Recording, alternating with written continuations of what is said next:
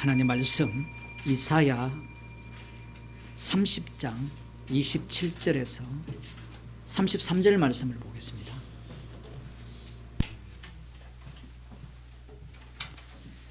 이사야 30장 27절에서 33절 말씀, 구약 성경 1001쪽입니다.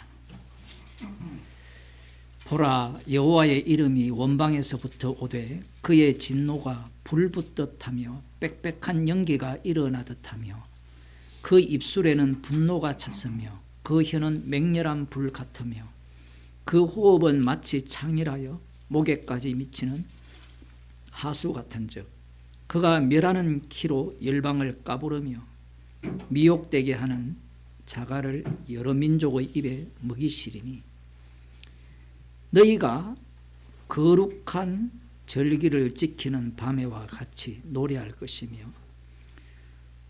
절을 부르며 피리를 부르며 여호와의 산으로 가서 이스라엘의 반석에게로 나아가는 자같이 마음에 즐거워할 것이라.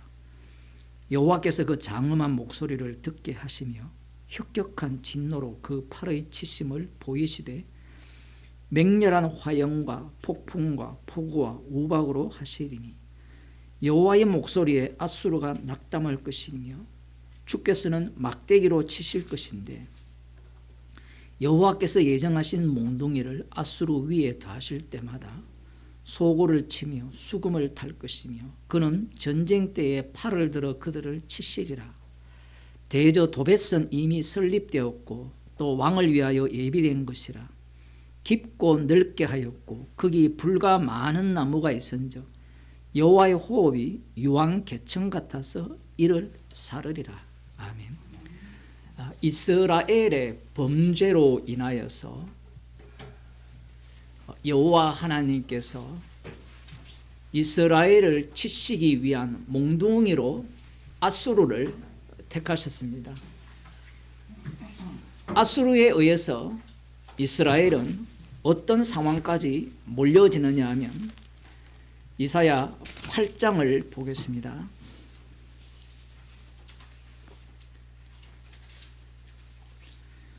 여호와께서 다시 내게 일러 가라사대 이 백성이 천천히 흐르는 실로아 물을 버리고 러신과 르말리아의 아들을 기뻐하나니 그러므로 주 내가 흉용하고 창이란 큰 하수 곧 앗수르 왕과 그의 모든 위력으로 그들 위에 덮을 것이라. 그 모든 골에 차고 모든 언덕에 넘쳐 흘러 유다에 들어와서 창이라고 목에까지 미치리라. 임마누엘이여 그의 펴는 날개가 당신의 땅에 편만하리라 하셨느니라.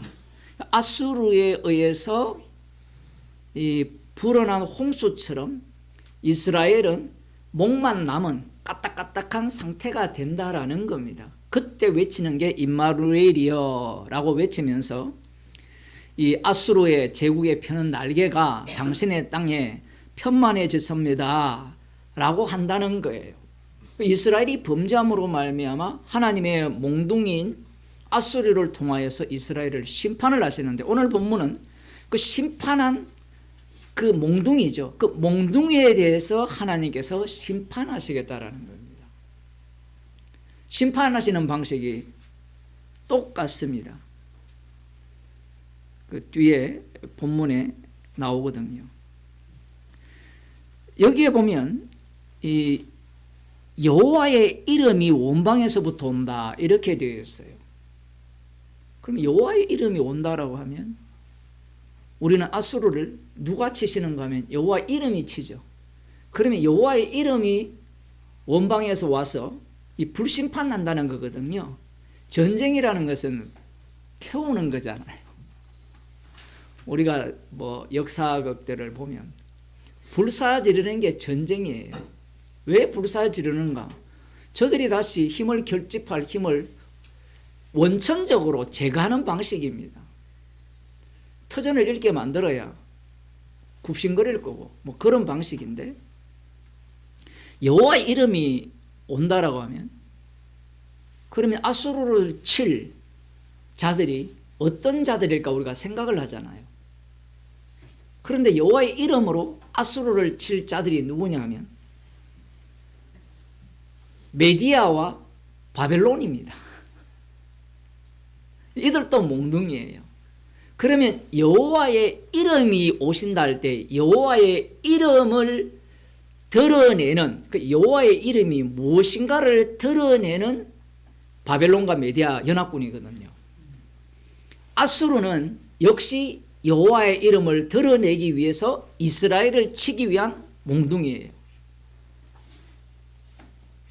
여호와의 이름만을 남기기 위한 아수르였고 아수르에 대한 심판이라는 겁니다. 이들이 하나님에 의해서 이제 심판을 받죠.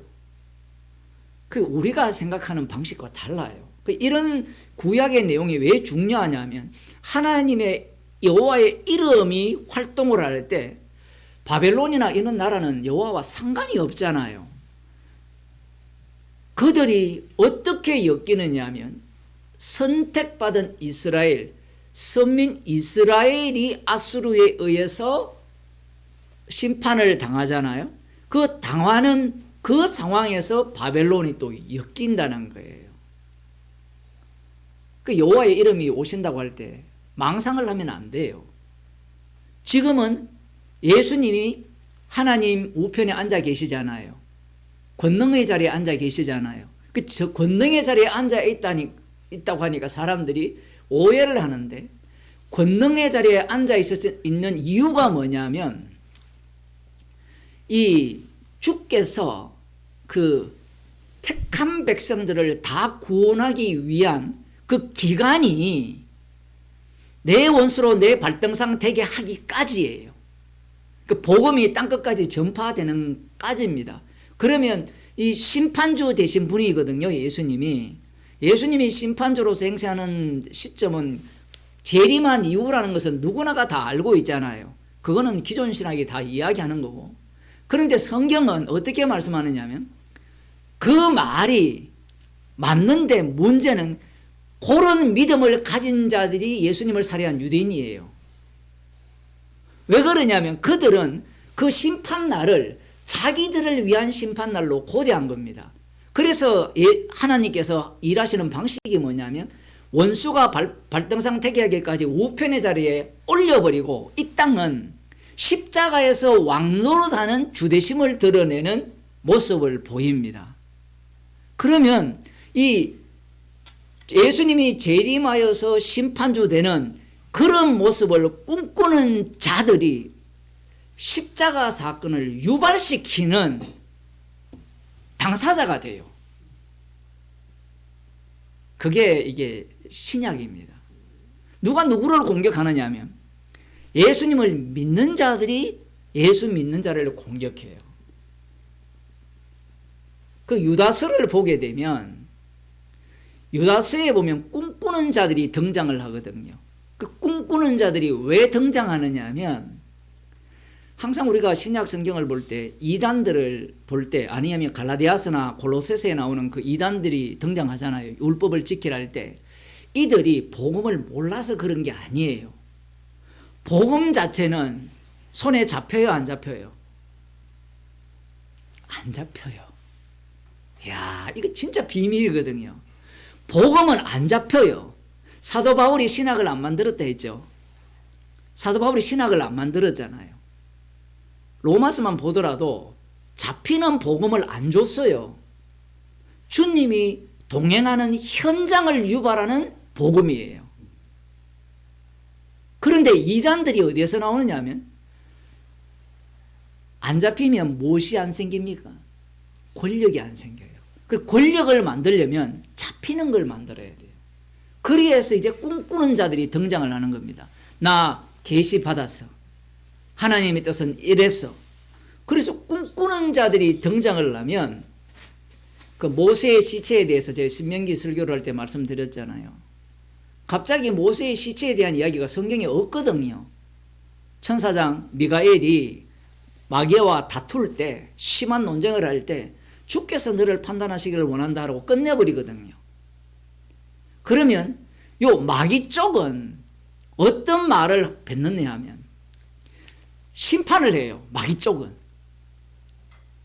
천사들은 심부름꾼이거든요. 그 성도들은 주님의 정인이에요. 정인들은 복음을 전하거든요. 그런데 사람들은 복음 전하는 사람을 좋아하는 게 아니라 심판주를 원해요. 무슨 얘기냐면 복음이라는 걸 갖고 확실한 것을 사람들한테 얘기를 하면서 저 사람은 지옥 가고 이 사람은 천국 가고 우리는 하나님 택한 백성이고, 지금 감이 오죠? 무슨 얘기인지. 복음을 전하면 사람들은 안 좋아해요. 왜? 권력을 휘두르지 못하기 때문에 그렇습니다. 이건 이렇고 저건 저렇게 하면 그것은 권력을 못 누리지 않습니까? 라고 하지만 그 밑에 들어간 사람들이 다 똑같이 권력을 휘둘러요. 1인자 밑에 2인자가 되기 때문에. 그 복음을 안다라고 하는 자들로부터 나온 것이 꿈꾸는 자들이에요. 항상 그렇습니다. 이게 아담이 어디에서 나왔어요? 하나님이 처음 창조한 데서 나왔잖아요. 가룟 유다가 어디서 나옵니까? 예수님이 선택한 데서 나오거든요. 교회 안에서 이단들이 나와요. 성경을 바탕으로 하여서 그러한 모습들을 보이는데, 지금 이스라엘 백성들이 이 말씀을 보면서, 이사야 30장을 보면서 무엇을 고대하느냐면 이 말씀들이 이루어지기를 고대합니다. 그래서 실질적으로 역사에서 이루어졌어요. 맞죠? 아수르가 멸망당했잖아요. 불심판 당했어요. 그걸로 끝입니까? 아니죠. 하나님의 말씀은 상당히 독특한 게 뭐냐면, 이렇게 말씀을 하시면, 물론 비유적 표현이죠. 여호와의 이름이 오신다라고 되어 있으니까 이 바벨론이나 메디아 연합군을 통해서 아수르를 심판을 하셨는데, 이 역사적 심판이 있으니까 그 다음 문제가 뭐냐면, 여기에 보면 이스라엘이 이 기쁨의 노래를 부른다라고 하거든요. 그 기쁨의 노래는 뒤로 밀려졌어요. 아수르보다 더 강력한 바벨론 제국이 등장을 하잖아요. 밀려지면 이 말씀을 갖고 오늘날도 대부분 해석하는 게 예수님께서 이루실 최종적 승리를 말씀하신다라고 생각을 하는 겁니다. 그런 해석을 하기 전에 먼저 유대인들이 이런 말씀들을 계속해서 앞부분과 함께 연결시켜서 보게 되면, 메시아가 오시게 되면 이미 그 이새의 뿌리에서 한 삭이 난다 했잖아요. 그 삭이 오면, 이사야 봅시다.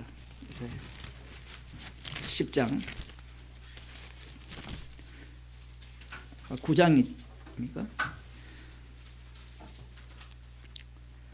6절에 이는 한 아기가 우리에게 낳고 한 아들을 우리에게 주신 바 되었는데 그 어깨에는 정사를 메웠고 그 이름은 기묘자라 모사라 전능하신 하나님이라 영존하시는 아버지라 평강의 왕이라 할 것이라.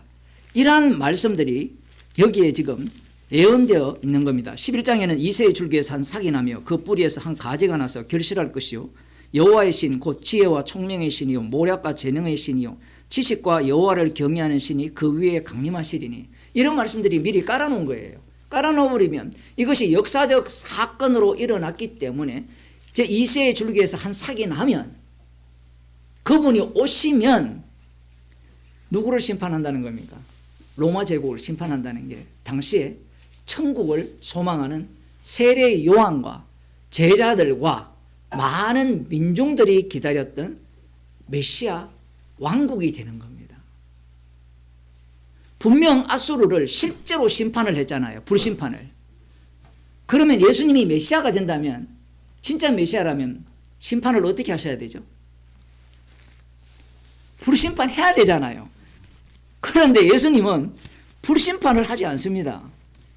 마태복음 3장을 보면 10절에 이미 도끼가 나무 뿌리에 놓였으니 좋은 열매 맺지 아니하는 나무마다 찢겨 불에 던지우리라. 불에 던지우는 겁니다. 심판을 하는 거예요. 그런데 이 심판이 구약에 의하면 역사적으로 실제로 물리적으로 일어난 심판이잖아요. 그런데 예수님이 이 땅에 오셔서 심판을 어떻게 하셨습니까? 십자가로 심판을 했어요. 십자가는 앞서 나온 여호와의 이름으로 오신 그 심판승과는 너무 달라요. 여호와의 이름의 심판은 누구나가 보고 믿을 수 있잖아요. 예수님이 직접 심판을 행하셨다면 이 짐승의 나라를 심판하는 것을 유대인들이 목격을 한다면 이분은 그야말로 우리가 기다리던 메시아라고 따를 수 있잖아요.